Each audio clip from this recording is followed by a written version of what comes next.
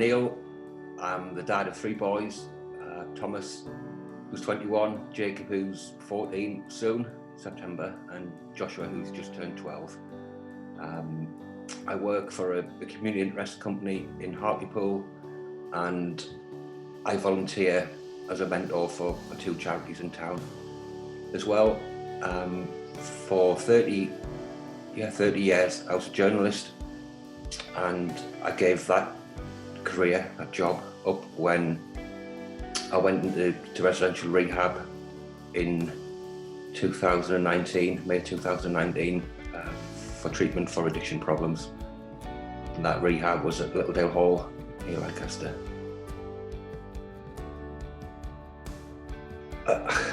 It was deep depression for me. That was the mental health problems I suffered.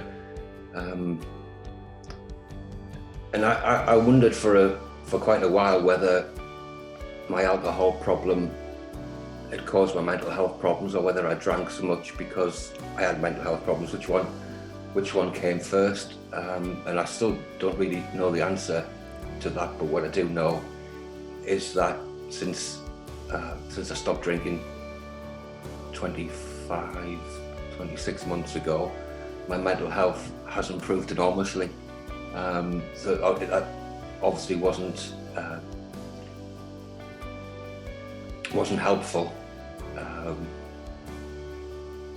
And I think, I was in some really dark places with my troubles with mental health and with alcohol, which I think did go hand in hand. And there were some days when I struggled to get out of bed. Some days I couldn't get out of bed.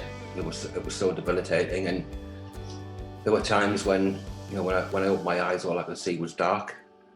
And things it did get really bad. I twice ended up in a psychiatric unit after trying to take my own life. That's how bad things got.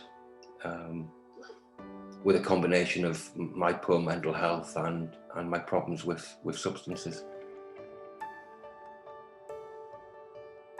I don't know if there was one turning point or if it was a gradual thing, but when I went into treatment at Littledale, it was drummed into us to seek support.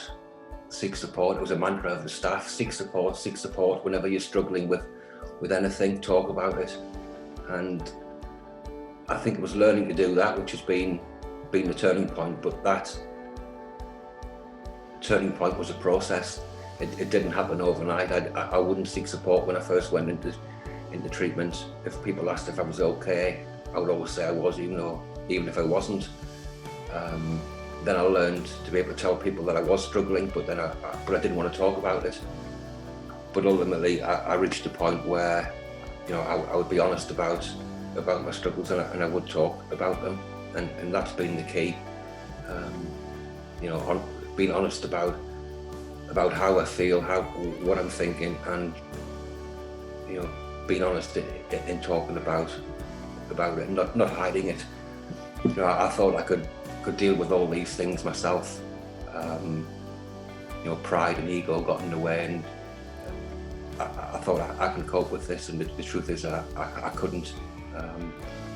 I didn't do very well at dealing with stuff myself, and seeking support and talking has been key. The right support for me is being able to talk to people who understand, people who who've been through the same kind of things, who think the same way as me. Today I don't have a drinking problem, but I can still have a thinking problem, and my thinking can be off key still. Mm-hmm. And no matter how embarrassing thing these little daft thoughts can be, I can speak to people who understand and who don't judge, and that's what's important. Not being afraid to talk about exactly what's going on in my head, with people who either understand, people who might not understand fully, but then don't judge and can offer advice, or just getting it off your chest is off my chest, out of my head is a big help. I don't think I'll ever be cured of the way I can think at times. It's something I have to work on every day. I have to be very conscious of my thinking process. In treatment, my key worker often asked me or encouraged me to challenge my negative thinking. It was identified quite early in treatment that if there were 10 potential scenarios or outcomes to a scenario, I would find the worst one every time. And my key worker would often say, challenge those negative thoughts. And it's something that I've learned to do, but it's something that I can't stop doing. I've got to continue to do it. I've got to be very aware of my thought processes and work on it, continually. And just like my alcoholism, I'll never ever be cured of that, but I've got to work each day on that as well, because one bad decision on one bad day and I could be right back where I was 26 months ago. So no, I don't think I'll ever be cured of either of those two things, but today things are good. I'm working on both, and life's all right.